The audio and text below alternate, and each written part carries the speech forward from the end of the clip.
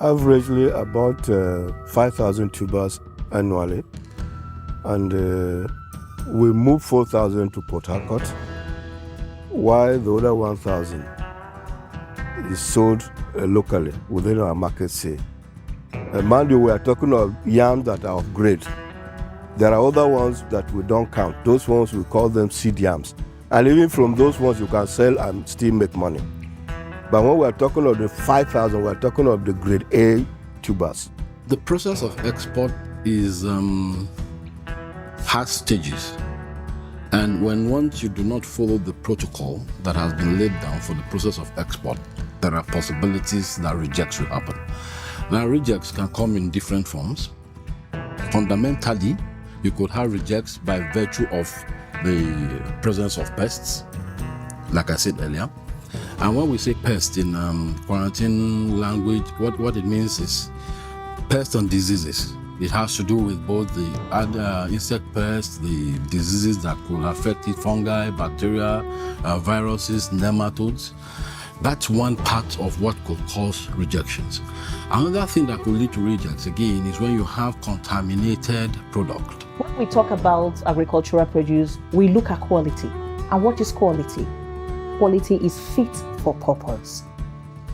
We export a lot of these agricultural food and food products, but we have issues of rejections, and that is as a result of contaminants. We talk about pesticide residues, diclovers, and other impurities that are not supposed to be in a product, and that causes rejection in the export market.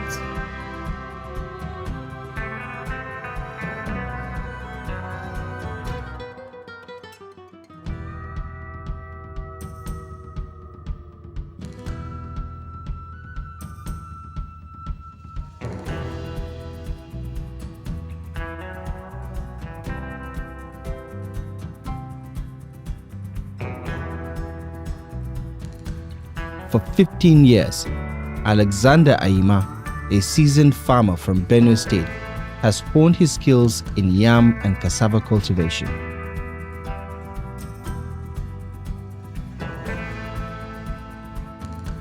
Averagely about 5,000 tubers annually, and we move 4,000 to Port Harcourt, while the other 1,000 is sold locally within our market say. Mind you, we are talking of yams that are of grade.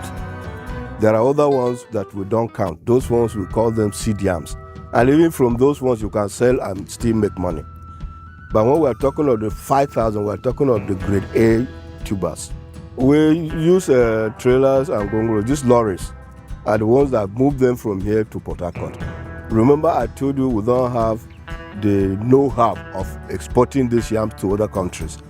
So the highest point we go is Port Harcourt and sometimes Warri, while we load them in lorries, take there, sell them and come back.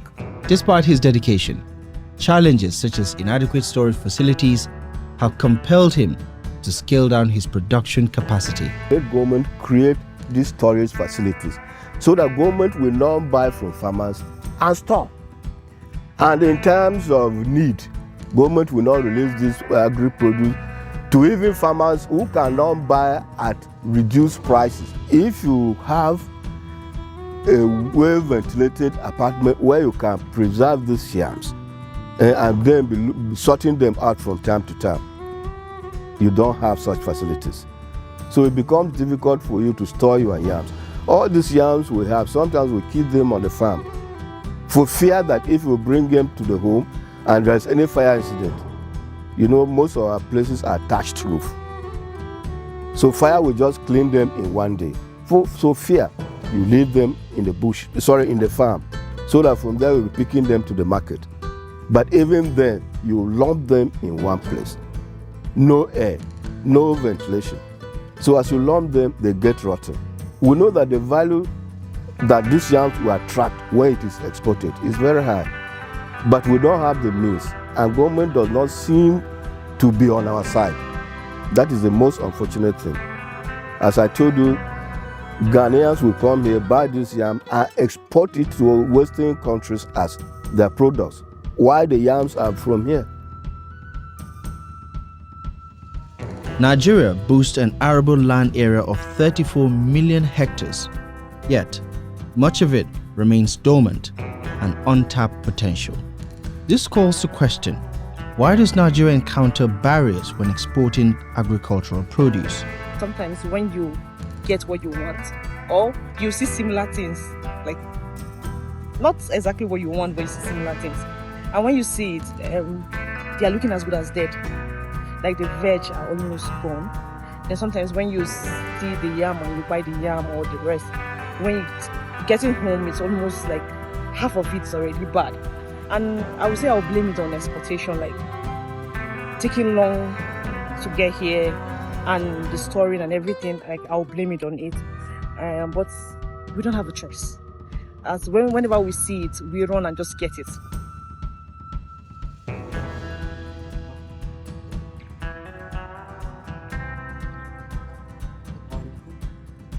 The issues stem from problems like poor quality packaging, insufficient labeling, inadequate documentation, unauthorized transitions, and even illicit importation. The process of export has stages, and once you do not follow the protocol that has been laid down for the process of export, there are possibilities that rejects will happen. Now, rejects can come in different forms. Fundamentally, you could have rejects by virtue of the presence of pests, like I said earlier. And when we say pest in quarantine language, what it means is pests and diseases. It has to do with both the other insect pests, the diseases that could affect it, fungi, bacteria, viruses, nematodes. That's one part of what could cause rejections. Another thing that could lead to rejects again is when you have contaminated product. Major cause of reject again is lack of proper documentation. Well, once you do export into a country, the first thing that is checked is your documentation. You will present your papers as they were. Now, if you have improper documentation and your documentation does not tally with the product you have brought in, there is a possibility of reject.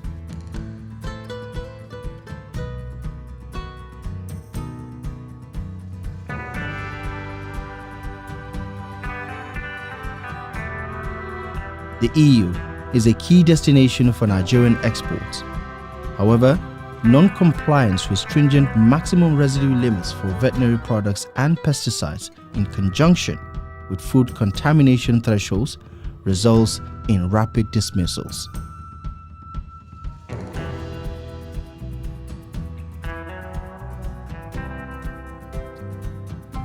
Chioma Chudi from the Standards Organization of Nigeria speaks about the stringent criteria of the European Union.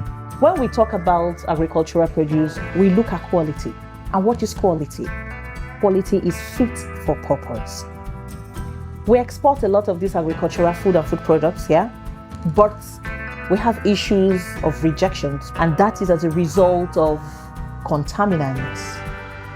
We talk about pesticide residues, diclovers, and all the impurities that are not supposed to be in a product, and that causes rejection in the export market. Usually, SON develops standards and codes of practice. And these codes of practices is, as we know, food is from farm to fork. So these codes of practices are to be used starting from the farm, where the farmers are supposed to know what and how, and the kind of seedlings they're supposed to use to plant and all that. So we work in line with other relevant government agencies and even organized private sectors to ensure that this comes to stay. Technical barriers is a very great thing that hinders these products into being accepted into the international market, because we have these technical barriers that stakeholders are supposed to adhere to, but they are unaware basically of it, or rather do not seek the relevant information that they need to get for this thing to go easily. You have, I could mention a few like packaging. If you talk about packaging, you find out that these people are supposed to package their goods they'll give you requirements that are environmental friendly, okay? But sometimes maybe our stakeholders do not really, in quotes, understand the kind of packaging and all that. You need to do packaging, labeling, sizing, the weight. There are some kind of type of labeling they may need you to do, depending on the country of import that is you're exporting your product to. Some may want you to actually define the nutritional value of the product in question. And all these things are in the standards that is being developed by SON. So it's just for them to adhere to that.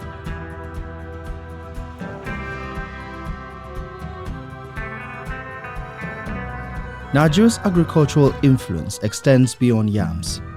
It is second place rank in global sorghum production and a significant contribution to palm oil and cocoa bean cultivation.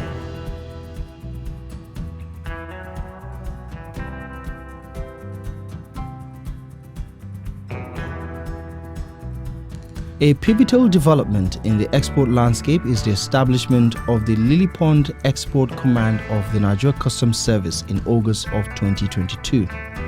This facility serves as a hub for clearing agricultural exports to streamline the process. No, even before the inception of this export processing terminals or Lily Pond Export Command, it was rampant. Getting to the port was difficult because your container can be on the queue for over 30 days. Imagine if you are having sesame or hibiscus for 30 days locked inside a container. It will absorb the humidity, moisture, and what have you, and that will give room for the growth of mold or pest. That is before the sailing of the vessel. It will stay 30 days hanging around the premises of Papa or Tunkan. So these are some of the reasons why we are having rejection and return of our consignment. Another thing why we are having rejection is not following the procedures. You are supposed to have your container fumigated. And who is the person that will do the fumigation? The relevant agencies, like the quarantine and the federal produce. And most of these guys, they don't follow the procedure. They just go and buy maybe pesticide, thinking that by them fumigating by themselves, they will be able to pass the quality assurance test over there. So that is the problem. But when we come on board, with the establishment of this command, we're able to bring all these people together. That's all the agencies. If you are exporting produce, you must pass the quality test. You must obtain the phytosanitary certificate. Technological innovation should be encouraged and reforms enforced. Perhaps these will herald a new era where Nigeria's exports flourish on a global stage.